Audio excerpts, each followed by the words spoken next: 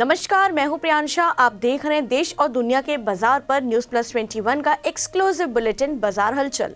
Sensex की शीर्ष 10 में से 9 कंपनियों का बाजार पूंजीकरण बढ़ा। टीसीएस को हुआ सबसे अधिक लाभ। अशोक लेलैंड की बिक्री दिसंबर 2021 में 2% घटकर 12,518 इकाई पे। मैन्युफैक्चरिंग एक्टिविटी में आई गिरावट। दिसंबर में पीएमआई इंडेक्स घटकर 55.5 पर पहुंचा। ईपीएफओ के सदस्यों को बड़ा तोहफा देगी सरकार। 9 गुना बढ़ सकती है न्यूनतम पेंशन। 4 माह के उच्चतम स्तर पर देश की बेरोजगारी दर। दिसंबर में आंकड़ा बढ़कर 7.9 पर पहुंचा। तेलंगाना के मंत्री ने केंद्र से आदिलाबाद में सीमेंट कारखाना फिर से खोलने का किया अनुरोध। निप्पॉन इंडिया म्यूचुअल फंड ने लॉन्च किया देश का पहला ऑटो ईटीएफ। मार्च तिमाही में भी रहेगी आईपीओ की बहार। 44,000 करोड़ जुटाने की तैयारी में 23 कंपनियां। ऑडी इंडिया की 2021 में खुदरा बिक्री 2 गुना बढ़कर 3,293 इकाई पर। डीमार्ट की आय तीसरी तिमाही में 22% बढ़कर 9,065 करोड़ रुपए हुई। ऐसे ही तमाम जानकारी से लगातार अपडेट रहने के लिए हमारे चैनल को लाइक और सब्सक्राइब करना ना भूलें।